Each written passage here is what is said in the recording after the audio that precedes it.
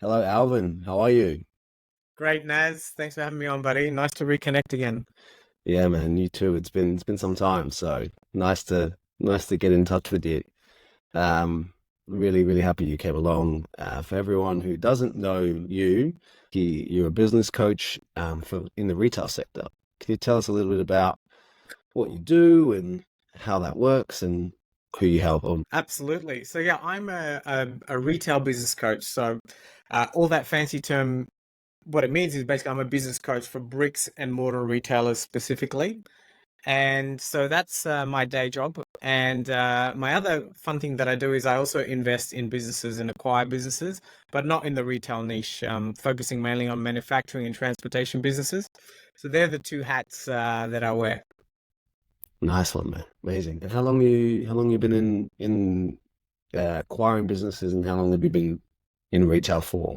Yeah, sure thing. So actually, my background is as a pharmacist. I studied pharmacy in Melbourne, Australia, and so I bought my first business when I was 27 years old, which was, I beg your pardon, a retail pharmacy. So I guess I've been in retail since I was 27. I'm 45 now. My math is not so good, but for thereabouts that long. And the acquisition side of things, funnily enough, when I bought my first business and I started working with my business coach and we set up systems and procedures, and then from there it was just a natural process of acquiring new businesses. So I guess I've been doing this tandemly, being in the retail space and also acquisition space, for about 28 odd years now. Amazing, amazing. I'm really glad we have 18 someone years, man. who's 18, Uh, 18. Math doesn't matter. We won't worry about the math. I want to jump straight into it and ask you, if you could go back when you were younger and you could go back at a time, say when you're 20 years old, what advice would you tell yourself at the tender age of 20? yeah, going back 25 years and knowing what I know now, really, I'm not really. I don't think I'd really change much, because it sounds so cliche and it sounds so esoteric, but really, I needed to go through all the things that I needed to go through to sort of get where I am. So maybe I would say to myself, be a little bit gentler on yourself. Like I was really pushing, trying to redline, trying to create things. And I guess I was a little bit disappointed a lot at my lack of success, whatever that meant to me at that time. So I would probably go back and say, go through everything, make all the mistakes that you're going to make, but just be a little bit less harsh on yourself and just Yeah, really understand that failing or really understand that all the hiccups are part of the journey. And for me it's definitely been a lot of hiccups, so yeah, I wouldn't really change much, but just to, now that I'm a little bit wiser, just to be a little bit more gentle on yourself. Don't beat yourself up too much, but definitely go through all the crazy stuff that I went through. amazing. And so for people listening, because you've got a lot of experience in business, running retail businesses, teaching and coaching, Yep. mentoring retail businesses, and obviously now acquiring businesses.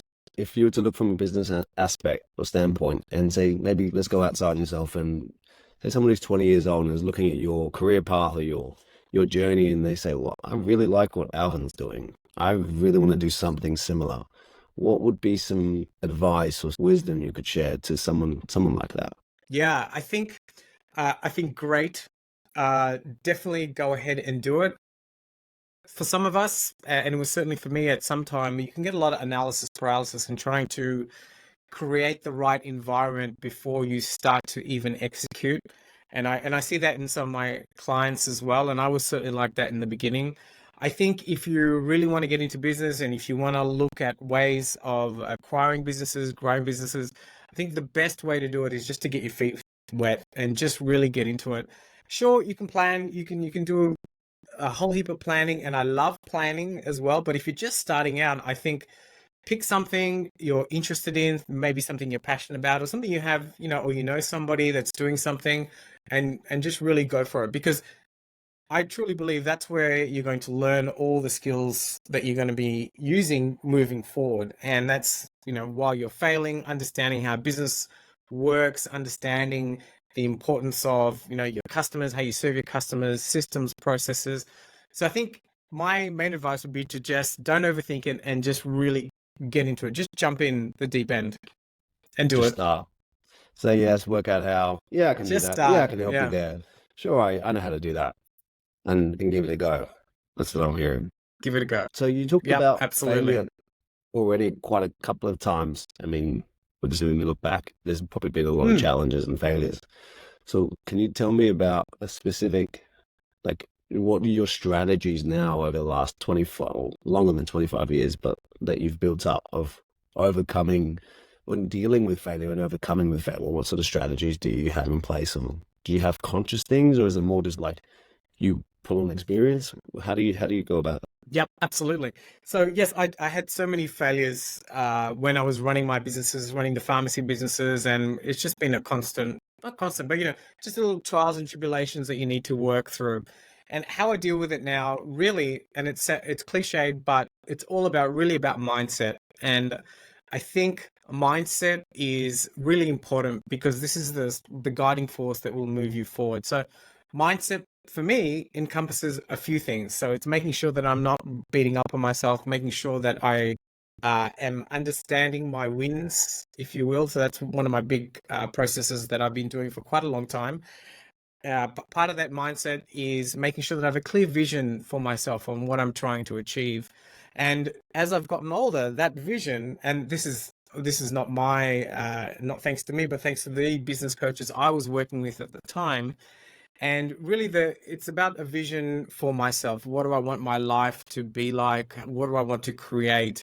And so making sure that I have that North Star on why I'm doing everything that I'm doing has made it super useful for me to continue to move forward, especially through times of adversity.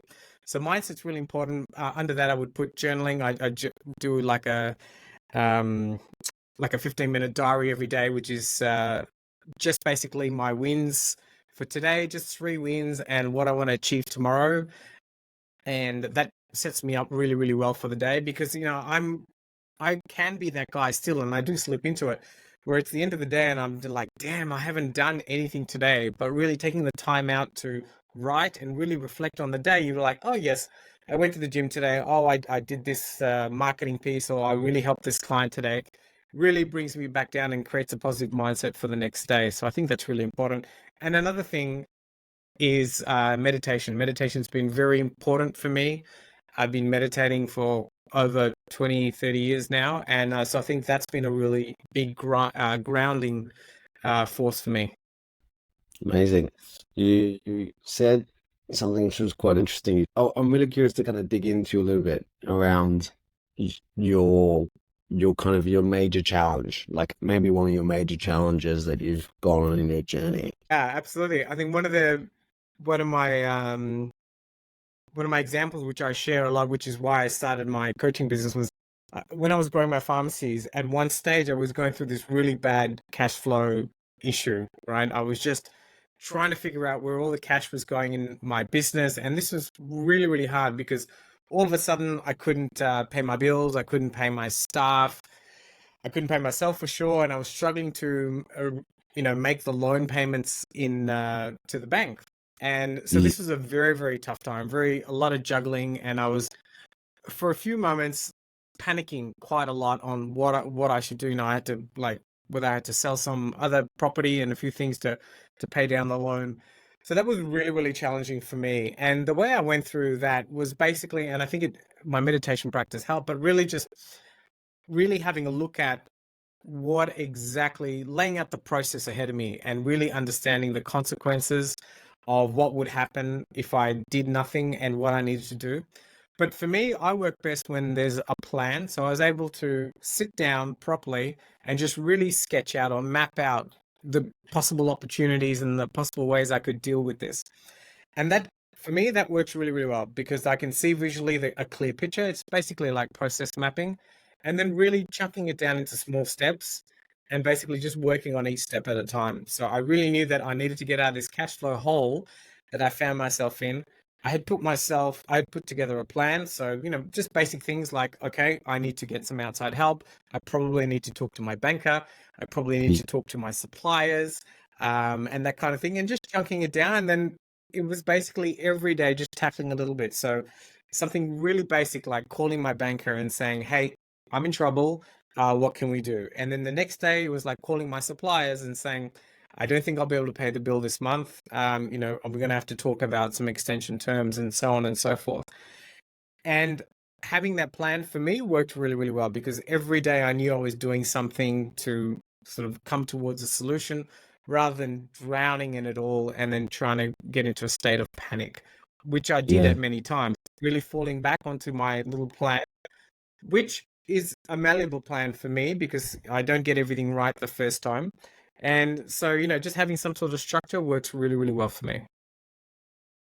A really cool way. I haven't thought about. I mean, it seems quite simple in theory, but that thing that you said around you panicked and then you realized, okay, how do I just strip this back? That's what I'm hearing. How do I just strip this thing back? What do I have to do tomorrow? Call some Yep. suppliers, maybe get some extensions, call my bank, call these people. You really looked at the objectively, and I think in that stressful situation, that you say, cool. How do I then? Obviously, you've used journaling and use those tools to ground you back into where you're at, right? Like Yes, okay, that panic was quite easy. absolutely. Panic, panic, do nothing, stress, and then just wait for, Yeah. the notice. Like you are now bankrupt or whatever, like the outcome is to come and hit you versus Yeah. you didn't, you actually went, okay, how do I break this down into actionable, manageable steps? Yes, absolutely. And I find that works best for me. It also, as a coach now, I kind of do something similar with my clients. And, for most people that resonates, that chunking down, it makes it very, very clear. It reduces the overwhelm. A lot of people like to see the next steps ahead. And just the simple step of, the task of just a simple tick every day that you're working towards a solution, can take a load off your stress, especially when you're in a funk. Yeah, you like it's really great stuff, really great strategies. Thank you for sharing. What are some books that have inspired you, and potentially what are books have you given to people and who maybe had an impact on them? What are some books that you can share with me? Okay, so Rich Dad Poor Dad, Robert Kiyosaki, that was for me just really blew my mind about the fact that there were different quadrants, right? And whether you're an investor or you're a business owner and that kind of thing. So I think that's a really uh, seminal book for me on to change my thinking when I was reading that at a very young age and to show me what was possible. And as you grow on in your business journey, then you start to get businesses, and then you figure out, okay, what do you do with the cash from the businesses? Then you buy commercial property. So that was still a really foundational book for me. I don't really give out books. I don't know why, but I recommend books. Just as an aside, like with all my clients, and I do the same thing, I really encourage people to read at least 20 minutes every day. That's part of my daily routine, and I really encourage my clients to do the same. There's something magical about not a storybook, but just something related to business or what you're doing. But the book that I like to recommend a lot, believe it or not, which suits my Yeah. personality, is Meditations by Marcus Aurelius. I really love this book. Yes, I like meditation, but what I really love about this book is it shows you the context of staying in the moment and how you can work through adversity and basically how you can live your life. Now, this book was written like ages ago, AD 121, right? So nearly 2000 years old. But he talks about a lot of things. Marcus Aurelius, who was a general at the time in the Roman army, he talks about a lot of things which are so relevant today. And, a lot of it goes towards introspection, how to run your business. I think there's a lot of nuggets in here. And so this is the one I don't necessarily gift it, but I recommend it to all my clients. I recommend it to everybody if they haven't. And because I read so much, I have a Kindle. But this is one of the few books where I still have as a paperback copy. And it's something that's always next to my bedside. Like there's like scribbles and underlines and highlights everywhere. So this is a book I'm constantly reading over and over and over again. So this is my big tip when I talk to clients. It doesn't resonate with everyone. Hmm.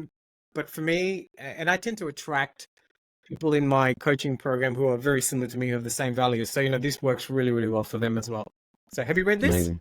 I think I started it and then I got a little bit confused by it because the way it was, I'm not sure what version I was reading, but my friend, he's into like Stoicism he's a couple of books that are very similar Yep. to you that he's like, you have to read them. So I probably need to give it another shot and give it some more of my energy and time. Yeah, Good. you're right. It's written in prose, so it's like short bits. And really, if you can just get away with reading a couple of paragraphs, that's what I do a night again, and there's always good nuggets in there. But yeah, Do you that's do the you one I reflect? always recommend to people. Will you read that and then reflect on like a certain paragraph or certain excerpts? Is that what you do? That's what I do. Yeah. I when I say reflect, it's funny when I can always relate it back to something that's happening during my life or during my day when I'm reading it. And sometimes I'll read it and it just goes over my head because you're right, it's written in the olden style, right? But sometimes there's like massive underlinings and that kind of thing. So many gold nuggets in here, really. So yeah, just little bits at a time, a couple of paragraphs a night before I go to bed. Perfect for me. Nice. Thank you for sharing that. Actually, that's all we have for today, man. Thank you so much for coming on. I really enjoyed our chat. It was really, really flowy, really organic. I learned a lot just from talking with you. Also, really just nice to see you and have you on the podcast again and reconnect with you. So thank you Yep. so much. Thanks, Naz. Thank you so much for having me. Cheers, man.